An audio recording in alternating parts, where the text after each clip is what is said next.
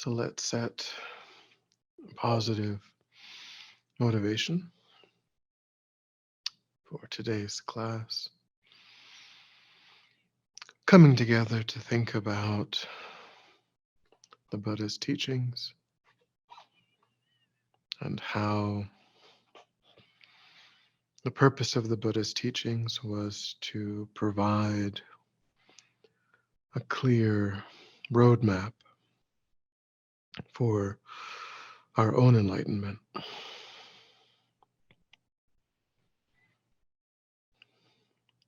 So thinking about the features of the Lamrim, how by organizing the teachings in this way, we see all teachings as personal advice. We see the teachings as non-contradictory. We abandon criticizing or giving up certain teachings. So we see the logic, the genius of the Lamrim, this way of organizing, systematizing the teachings.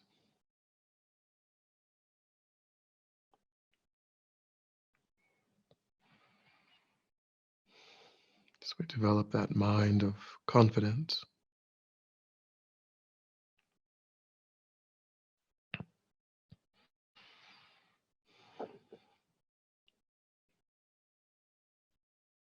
Understanding that by putting the teachings into practice in our own lives, necessarily the results of enlightenment are inevitable due to cause and effect.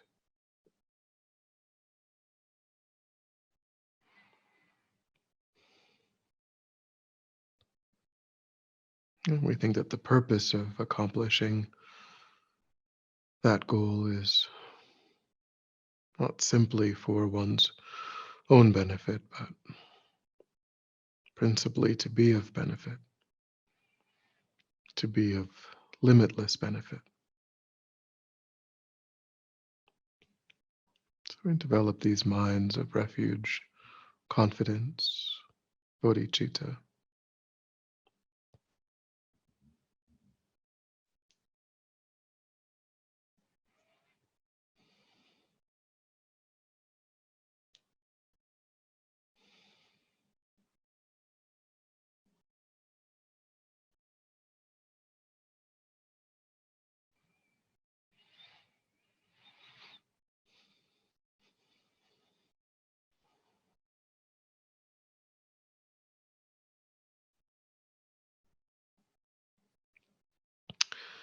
All right. We are in the section on karma. Believe we finished the 10 non-virtuous actions. I believe we covered wrong views at the end of last week's class. If we didn't, let me know. I think we got it through it. Wrong views is to believe that something is something that the Buddha taught is made up or false, rather than just thinking that one needs more information or one doesn't understand, but being convicted that it's a non-existent truth. Okay, so we're on day 190 in the text, and in this contemplation, Lama Zopa is going to discuss, kind of similar to the teachings, the characteristics of karma, as sort of an expansion of the characteristics of karma. We're going to look at aspects that apply, just like the characteristics of karma apply equally to positive and negative karma. We'll be looking at features of either positive or negative karma that increase the weightiness of the karmic seed. It could be weighty in a good way or in a bad way, depending on these factors. But they apply in all with regard to any karmic action. We can um, think about the action in these ways and then get a sense of how strong the negative karma or positive karma was due to these factors. So there are 6 uh, factors that are listed here. The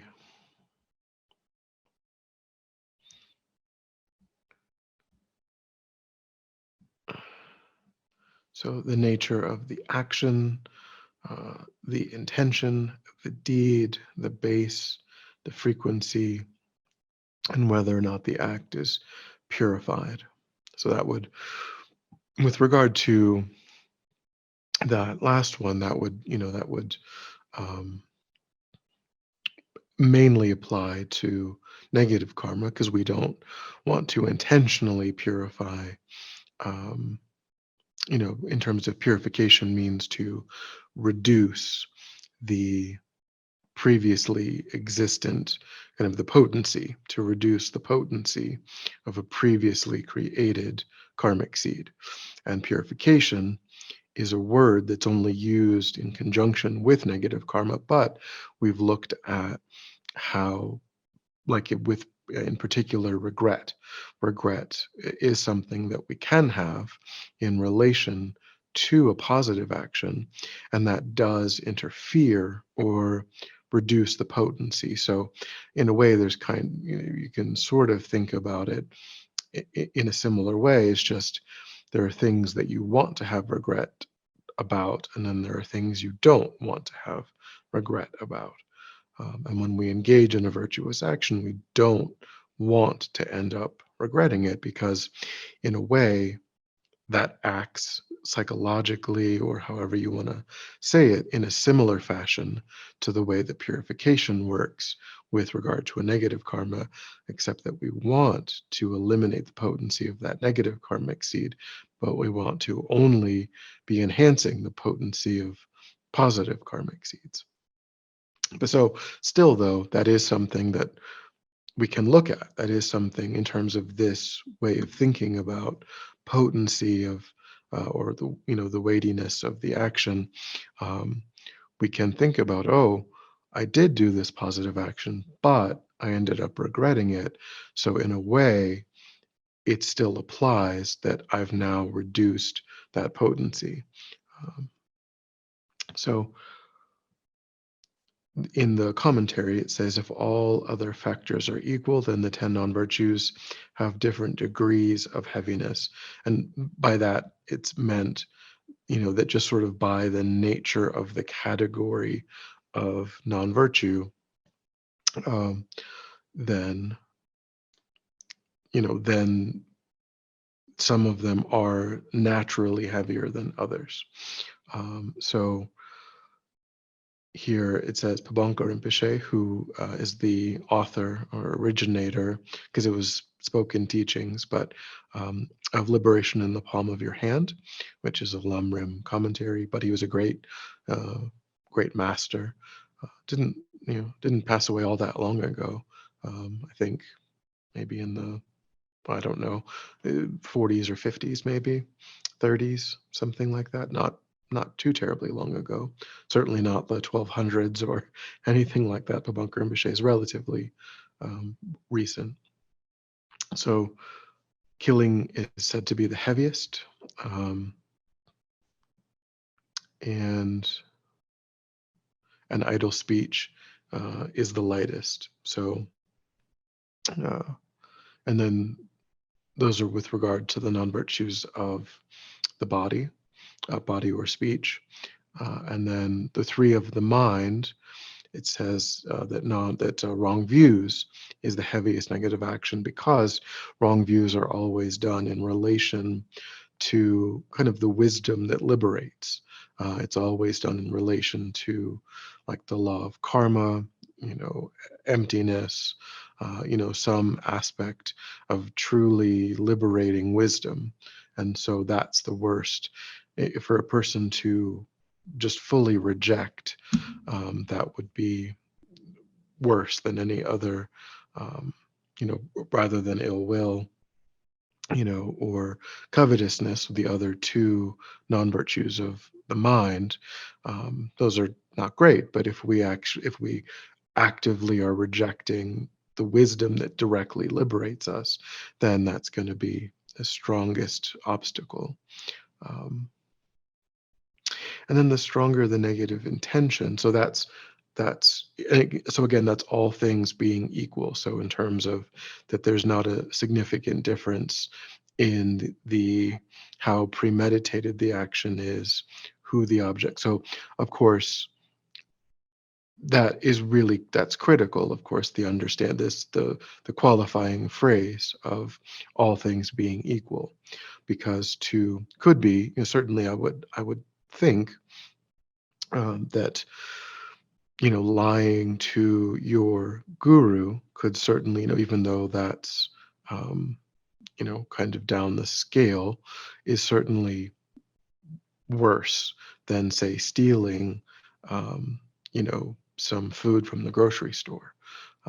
Even though, so again, it says all things being equal. So we have to, if when we look at, um, these other factors, it does get pretty complicated as far as, it's sort of like a chart of, if in high school and they had those sort of like, X and Y, and you like checkbox, and like, to get like, oh, it's this and this, but not this.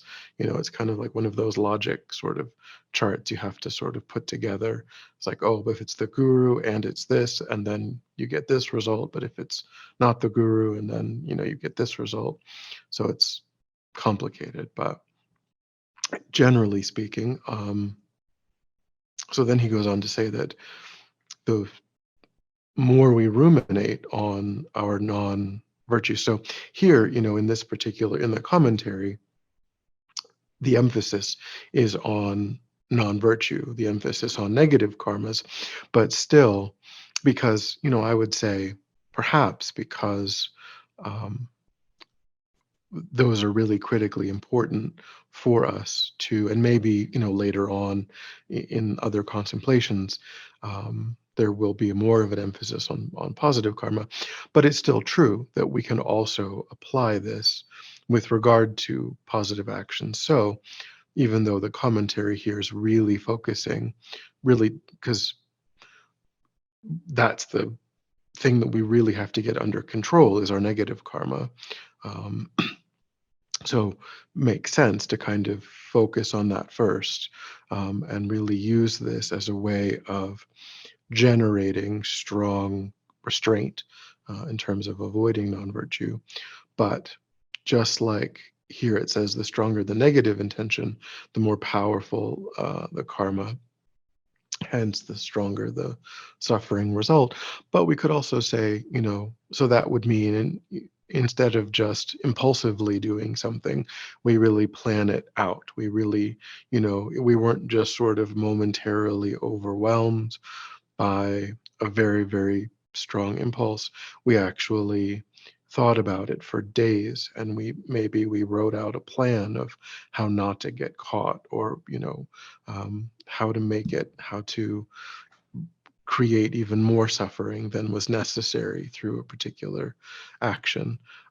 So the more intentionality behind it, the stronger. But that's also true, of course, of a positive action. If we really, because we might just sort of see something, and in the moment, um, act in a useful way. But if we really think about, the value of acting in a positive way, and we really try to, like, come up with like plans of, okay, well, in my day, what kinds of positive actions do I have access to? What kinds of, making sure, okay, well, I don't want to skip, water bowls. I don't want to skip, because I can do that it's an easy thing.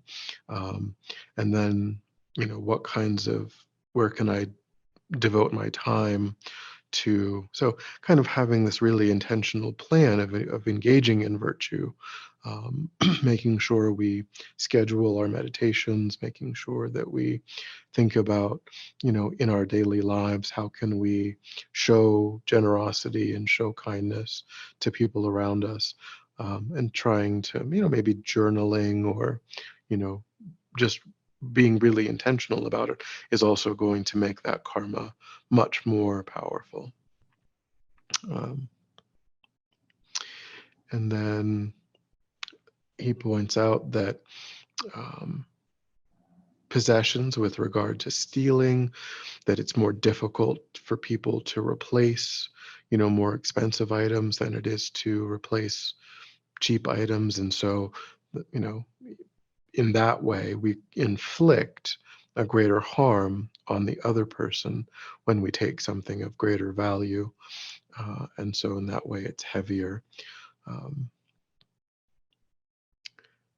and then he says, then there's the power of the object, meaning the sentient being that the negative karma or positive karma is done in relation to. And then there are examples of, again, our biological parents, bodhisattvas, Buddhas, and our guru being the objects that have a natural weightiness to them, as compared to strangers or animals or just people, just friends, or if the sentient being falls into the categories of parents, bodhisattvas, Buddhas, or our own root guru, or just someone that we've taken as a teacher, then those are naturally heavy objects.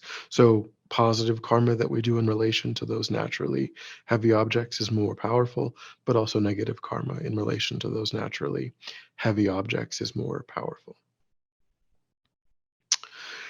Any thoughts or questions about that section of the teachings?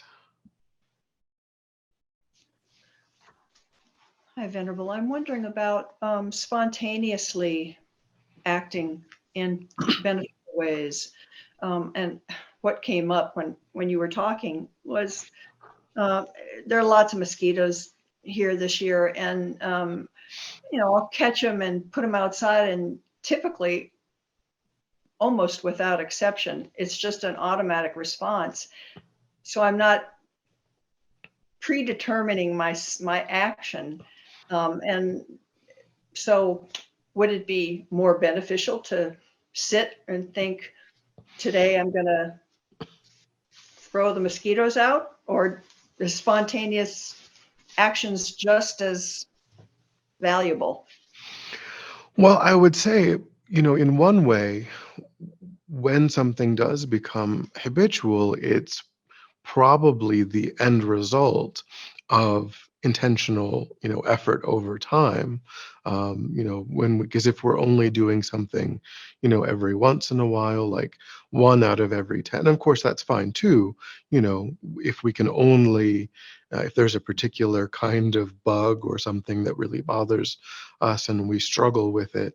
There was a centipede, I guess, in the Gompa the other day, and I kind of think centipedes are cute. They're kind of furry and, and they're very slow, and, I kind of think they're like adorable.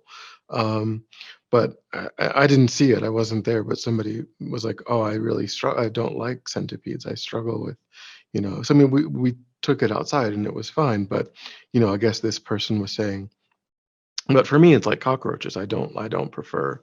I'm not a fan of, or beetles or that sort of scent. That I don't particularly. Some spiders I'm not a big fan of. Some spiders are fine, but others not so much. Um, so, in that way, we haven't generalized the training on protecting, life when we're sort of discriminating in that way.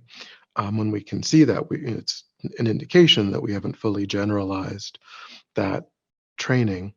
Um, and if that's true, which of course, it is for most people, then we may be at a point where sometimes we're not able to, restrain and we just sort of spontaneously engage in maybe a harmful action, and other times we are.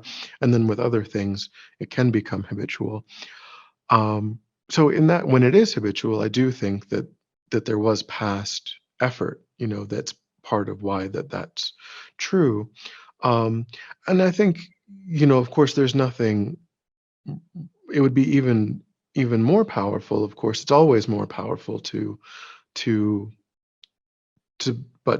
think about, to just bring as much mindfulness and as much intentionality, and also maybe to think about joining that, maybe, I mean, not that you, but with like mantra recitation, or as part of that, or blow, and reciting mantra, and then maybe dedicating, later, in that day, you know any sentient being that I've touched or that I've seen, may I create the causes to lead that sentient being to enlightenment, in my future life. Or so, of course, I think anything that we can do to elaborate on virtue, because it all comes from the mind. It all comes from what's present in the mind. And um, no, we don't want to drive ourselves crazy, and think, well, did I, did I do this or did I do that? We don't want to, obsess over it. But whatever we can do naturally and that we find easy to incorporate is beneficial. Thank you. Any other questions on that section?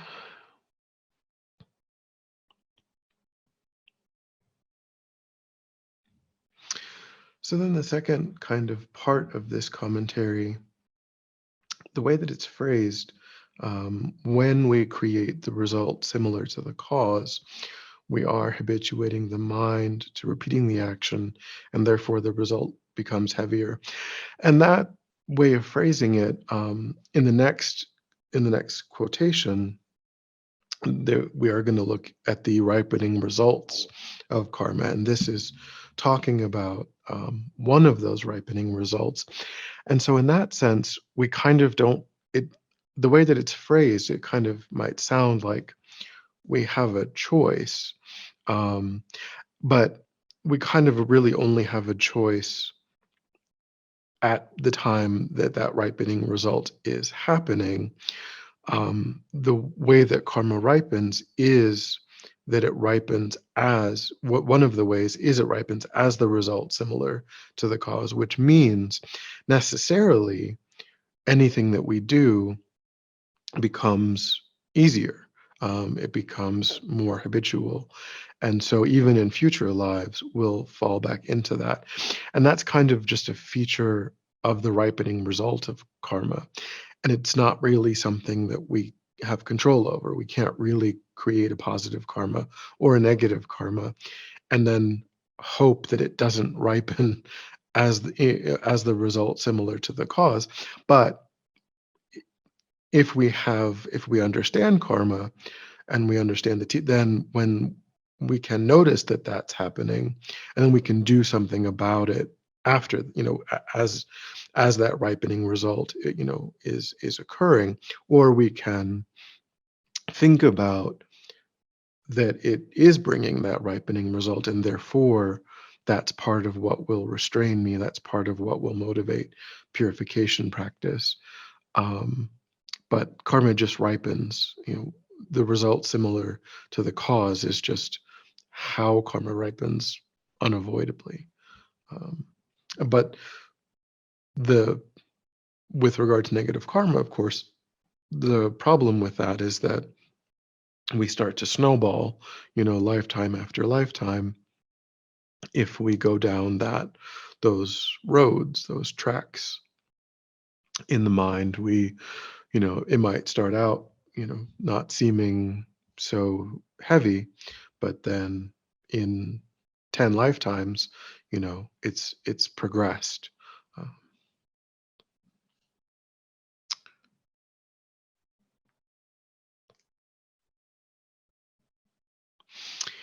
Uh, And then the last specific statement in this is an action also becomes heavier the higher the vow we have taken.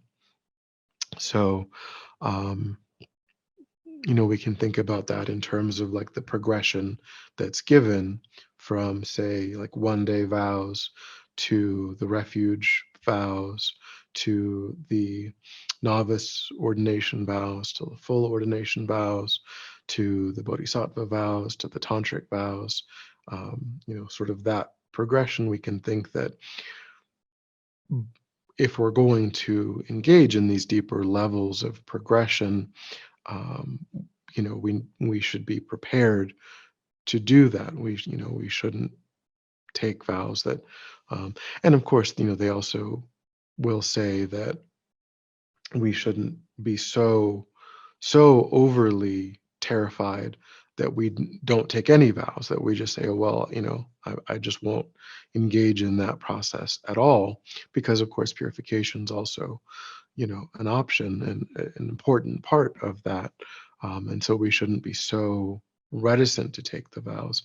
But, we don't want to jump way ahead either. And like, just we learned about Buddhism on Monday, and then we're trying to get, the lay vows, the next day, and then we take a tantric initiation the week later, and that's not skillful.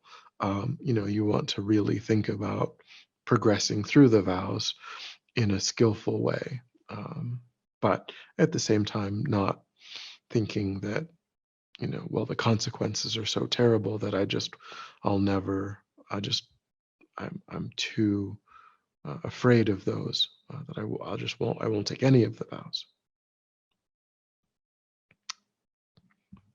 Okay, so day 191 again now is talking about the four ripening results, or sorry, the four results. The first of which is called the ripening, technically called the ripening result. So these are the four ways in which karma ripens, um, which is confusing because only one of them is called the ripening result. But so the first is the way in which a fully um, a fully completed karmic action. We've talked about complete karmas and incomplete karmas, and how complete karmas are what are called throwing karmas. They have the power to establish a realm, a kind of rebirth, and that's the ripening result. Is the realm that we're born into. And so here again, the framework on day 191 is negative karma yet again. Um, but still, it applies, to positive and negative karma, because he says every negative action has four suffering results, but we could say every positive action has four beneficial results, because karma is ripening in these four ways, either way. So if we engage in a fully completed virtuous action, that is going to create a karmic seed that will ripen as a positive, an upper realm rebirth. If we create a fully completed negative action, that will create a positive seed that can certainly manifest as a lower realm rebirth.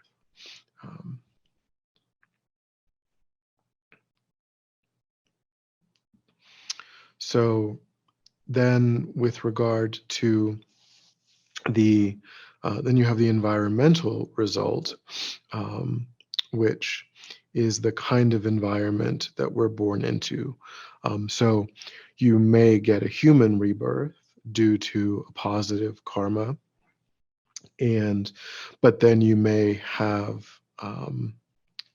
trouble with resources, or conversely, you may have lots of resources. You may have a short kind of sickly existence, or you may have a long, robust, healthy existence.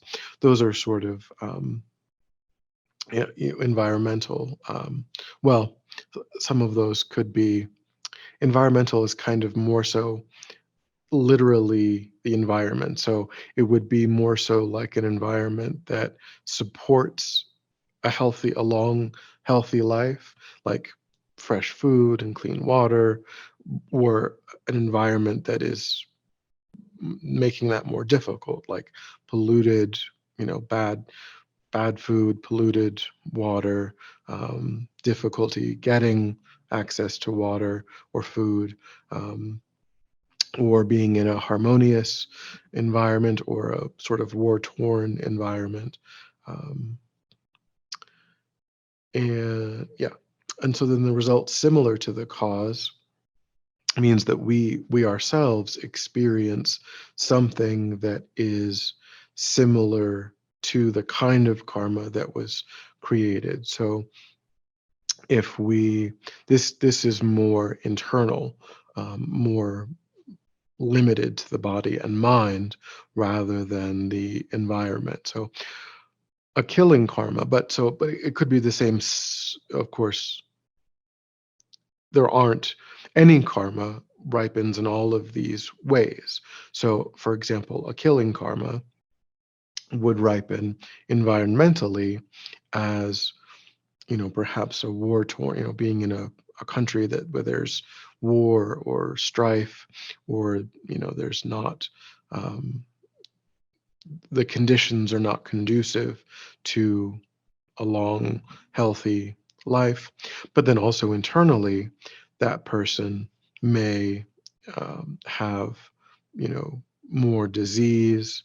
Um, they may just have a short, they may could be relatively healthy, but they could have a heart attack, at a younger age, or they could develop cancer at a younger age.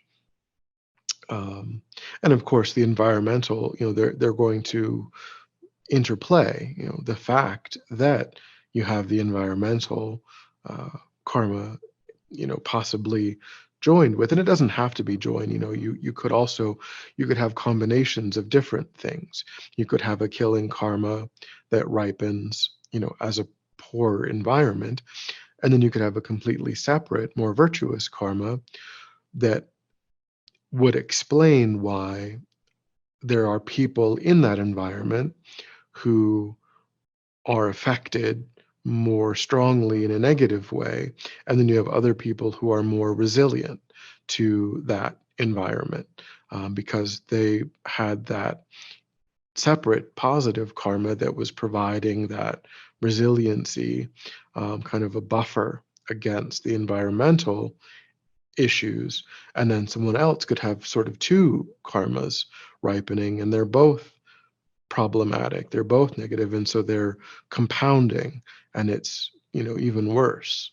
Um, Kind of why some people might survive a plane crash, and other people don't survive a plane crash, um, or why a tornado takes out one house and not the house next door, um, or why a person has a fire, and maybe that fire is constrained to the kitchen, or versus, it takes out the whole house.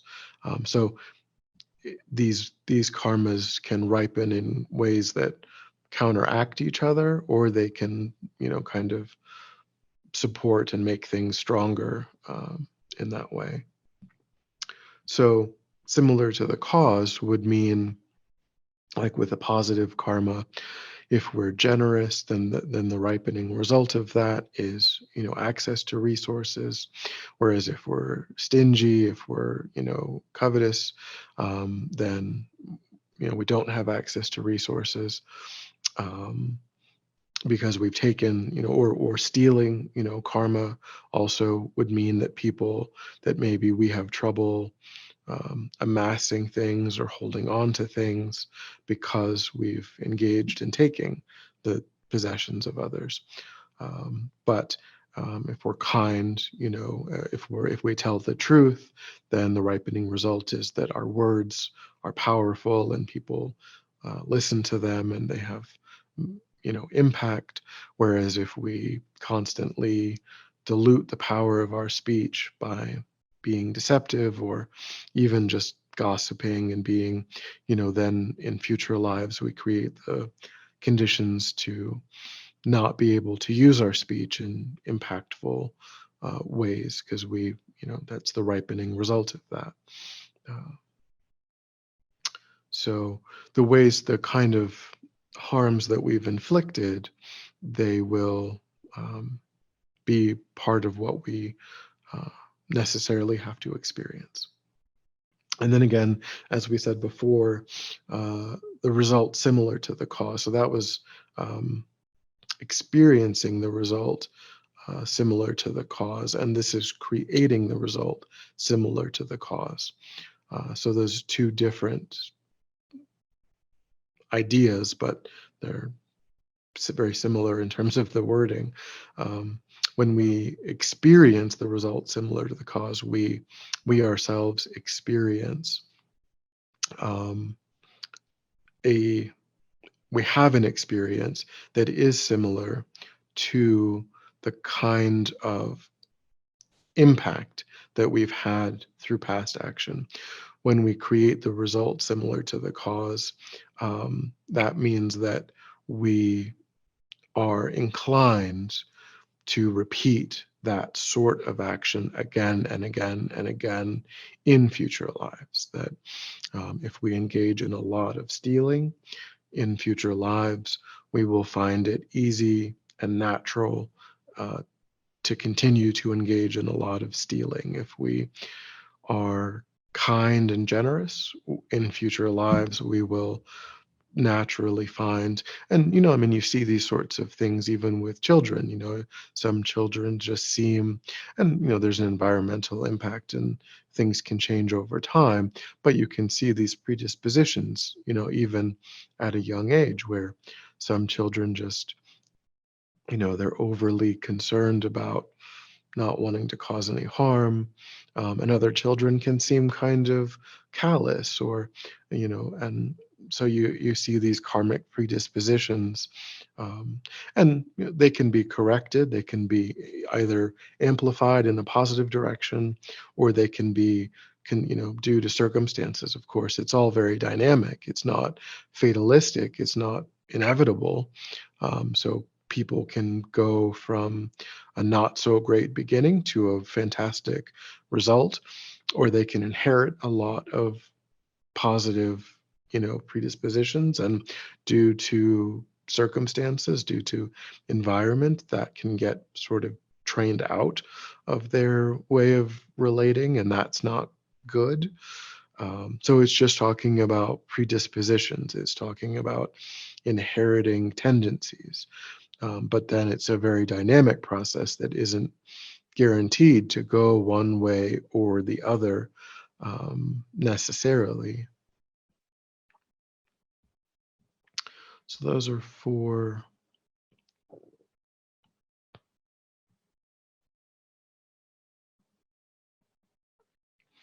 And then, yeah, Lama Zopa talks about the importance of understanding creating the result similar to the cause, because it can explain how we engage in actions again and again.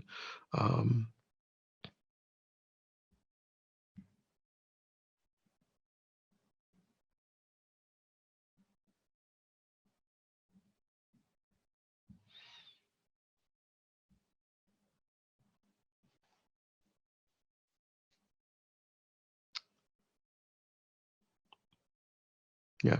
So he talks about how that's really the most important part of this to understand with regard to negative karma in particular, is trying to cut this cycle, to not to use this life to say, I will not continue this habitual pattern. I will not allow this karma, this cycle of killing karma or stealing. So to really have a lot of introspective awareness and to think about what is it that we struggle with, because not everybody struggles with all things equally. Some people really struggle with anger. Some people really struggle with covetousness. And again, those are these predispositions that Lama Zopa is talking about. These these sort of instinctual or habitual drives that we have that are largely subconscious or unconscious, um, and they're related to our own unique karmic history, and the kind of immediately preceding lifetimes that we've had, and what is predominating for us in this lifetime. And so, if we find that for us, there's a particular negative karma that seems like a quite powerful habit, then, Lama Zopa is saying we really need to pay attention to that and to end that cycle, of, because it's only going to snowball. It's only going to continue if we don't take it seriously, if we don't develop a real concern about that tendency, that habit, then we will, in future lives, only continue to perpetuate that negative way. And, if we find that there's a really positive habit, then we should just rejoice, in that, and make sure that we support that, and make sure that, that we don't allow that to degenerate. When we observe the seeds of virtuous action and so on, we should rejoice, and think how amazing that, due to past lives training and meeting the Dharma again in this life, there are these seeds of virtue, and I should nourish those and make sure that those don't degenerate, that those don't weaken, in this life. And I should make sure that that positive result, similar to the cause, is something that my future self will inherit, that I will bestow that positive tendency and habit on my future self, as a gift to my next life. But I don't want that person to inherit these less beneficial tendencies and habits. And just like I'm suffering now because I did inherit them out of love and compassion, I don't want my next incarnation to go through what I'm going through. So I will cut them off. I will take responsibility and not pass those traits and those habits on in this continuity of rebirths, into the future.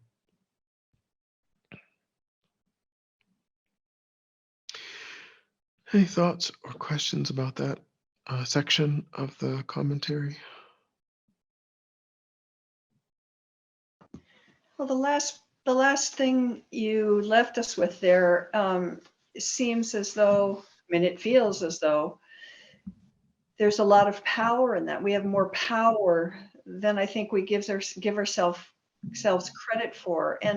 And the other thing you said that really struck me was that we rejoice in those positive aspects of ourselves. I don't know that we do that very often. I don't know that we acknowledge those positive things. So thank you for underlying that. That's great. Yeah, I mean, I think that's true. I think that many people find it easier to rejoice in other people's, because, we struggle in the West, as I like to say, that we struggle with low self-esteem and kind of self-loathing, and, these different kinds of things that are part of kind of the Western sort of competitive, individualistic mindset that we have, that negatively contribute to a not so positive view of ourselves. But that isn't so prevalent in Buddhist countries, where they see themselves as having Buddha nature and you know being future Buddhas, and just honoring that part of their intrinsic nature. They see their most intrinsic nature as being that of a future Buddha, and not like, oh, woe is me, I'm lowly and, so miserable, and everything is meaningless. And kind of the ethos of the sort of Western, again, this sort of competitive, individualistic mentality that we have to sort of contend with. And but it's critically important to rejoice not only in the virtues of other people, but to recognize that, 5 years ago or 10 years ago, I wouldn't have done that. And now I am like this, and that's great that and I need to continue. I need to, you know, continue to move, and I need to nurture that tendency, that habit, rather than just not thinking about it at all or taking it for granted. We should really try to think about where we started and the progress that we've made, and encourage ourselves to continue to make progress. And, um, and again, thinking about it in terms of not in a prideful way, but just in terms of what the universe is in need of is more Buddhas. And so I need, sentient beings that I'm connected to. They're waiting for my enlightenment in order to be benefited in that way. And if I delay that, then they will continue to suffer. And so doing what we can out of a sense of, just repaying the kindness of others. And yeah, but, recognizing that we're not hopeless, or, that these seeds of virtue, um, can be developed limitlessly, in over the course of lifetimes, and that's sort of our obligation, is to acknowledge those virtuous tendencies, and to bring them to completion, to the highest possible, you know manifestation, so that, that we can be of benefit to others.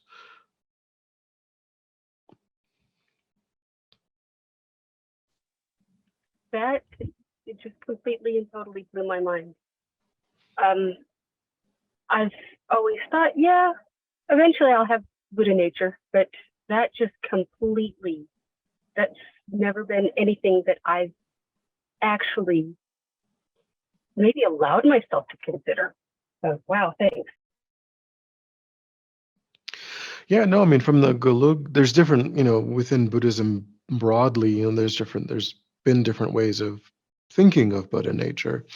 But in the Golug presentation of Buddha nature, it's really just the emptiness of the mind, the fact that the mind itself is not is changeable, is not one with the afflictions, is not one with the delusions. That presently the delusions are operative in the mind, and that's unfortunate. That's not what you would want. It's not ideal. Um, but the mind itself and the delusions are not synonymous. They're not intrinsically the same. The mind itself doesn't have that intrinsic nature of delusion, nor does it have intrinsic, nor is it intrinsically, except to say that, I mean, in a way of speaking, all we're doing is removing the delusions. So we're not adding anything to the mind. We're not, the mind itself, free of afflictions, is the mind of a Buddha, is a fully enlightened, fully awakened mind. It's also true that the mind and the afflictions arise together and have always arisen together. So it is the case that we have the choice of not doing anything about the afflictions. That's an option. There's talk. There are philosophical perspectives that do suggest that every sentient being at some point will achieve enlightenment due to the kind of collective increasing positive impact of more and more sentient beings achieving enlightenment. That kind of force that exists can only get stronger because you have two groups of beings. You have ordinary sentient beings and you have enlightened beings, and you can only go from being ordinary to being enlightened. So given that that can only flow in one direction, that one group can only increase, and it can only get stronger, and that sort of presence in the universe of that beneficial energy can only increase.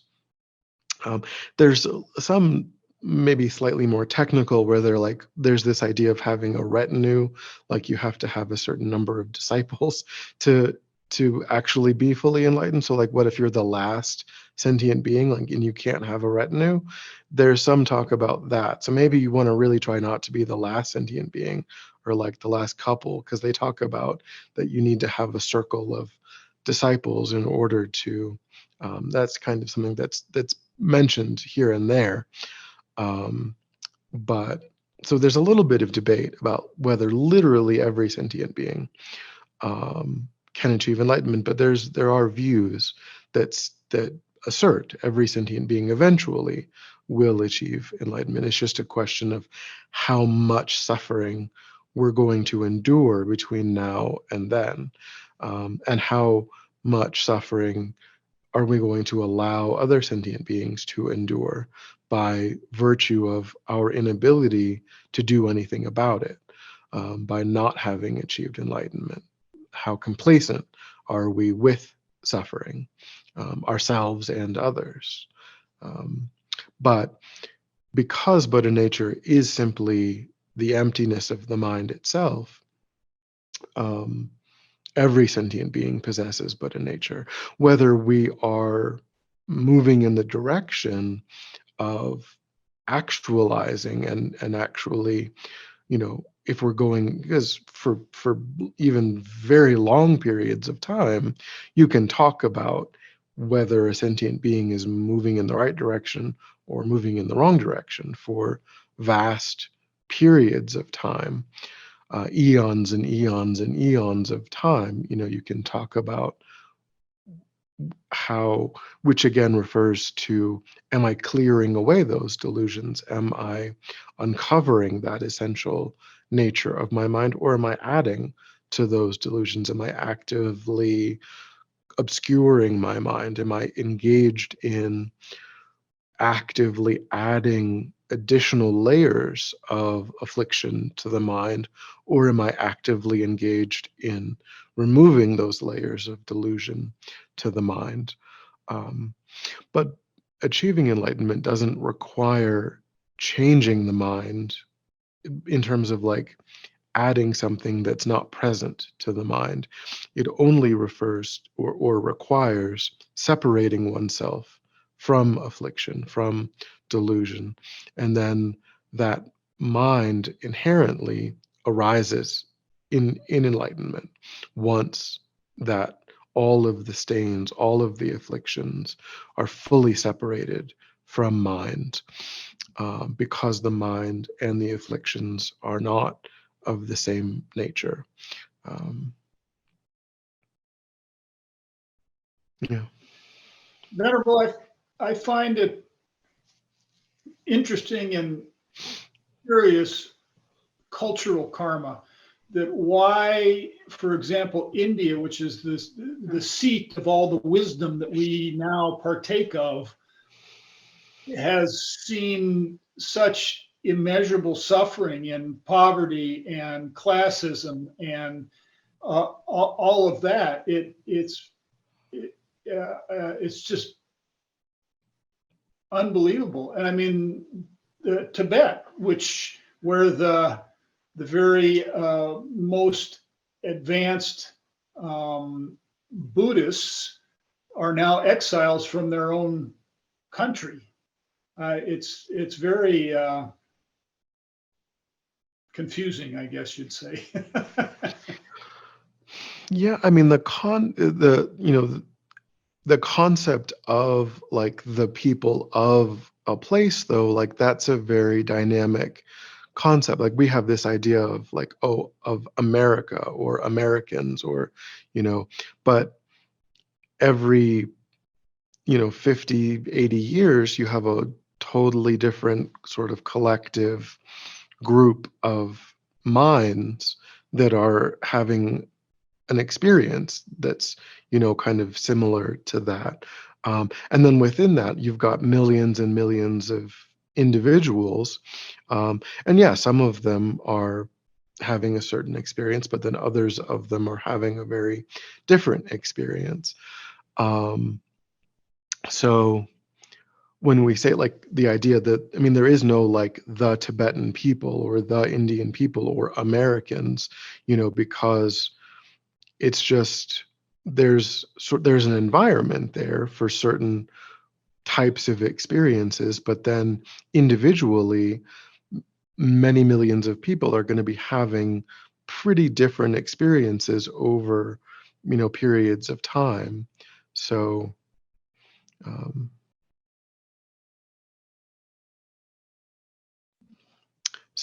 we can't say that it's like that the Tibetan people are like all the same, are all even experiencing the same thing, or or all, you know but in terms of group karma, in general, like a plane crash or something like that, what they say is that we often do create karma in groups. We're social creatures, and we go to war together.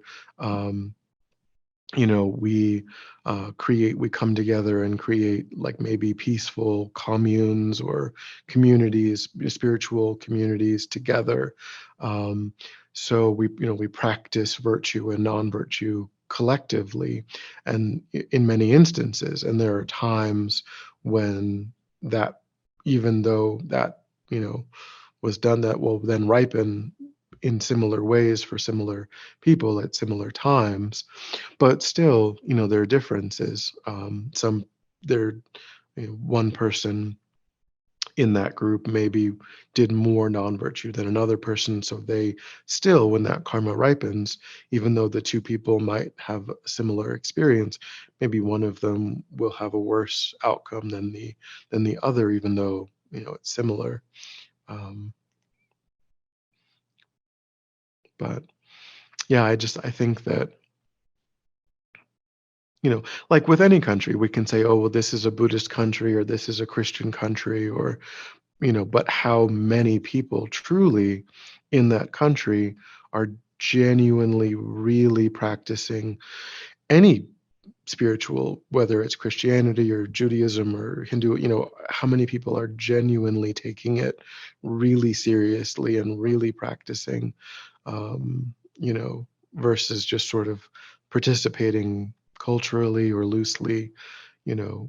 So we can say, oh well, they were born into a quote unquote Buddhist country or so on, but then, you know, and then in some places, there's some Buddhist countries where terrible things, whether are happening, and because they're not taking, the refugees, the Rohingya, this horrible, negative karma that's being, they're like blessing the bullets that they're using to, it's awful the kinds of things that they're doing in some places in the name of quote unquote Buddhism, but they've completely perverted the teachings, and um, and so the suffering that they're creating, is really intense in situations like that. But of course, we know it's important that we always use the wisdom of karma really introspectively, for oneself. That because we just really nothing we can do about this country or that country, or but we're meant to just sort of focus on, am I creating non-virtue, am I creating virtue? That's the most useful way of trying to internalize the teachings. But we can look at what's happening in the world as a way of understanding um, the teachings too. Okay, so we're just about out of time. Any final thoughts or questions?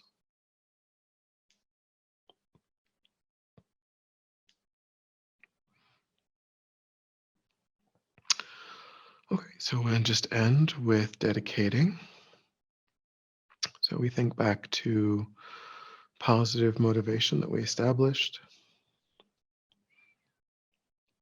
And by listening and participating, how we've actualized that intention, which laid down positive mental karmic seeds in the mind, and we think about the ripening result of those seeds and not wanting them to go astray, not wanting them to just provide pleasant circumstances, but for them to ripen in the ways that will really directly support our enlightenment so that we can lead all sentient beings to enlightenment. So think about what that would mean for you and how you want to dedicate that positive energy.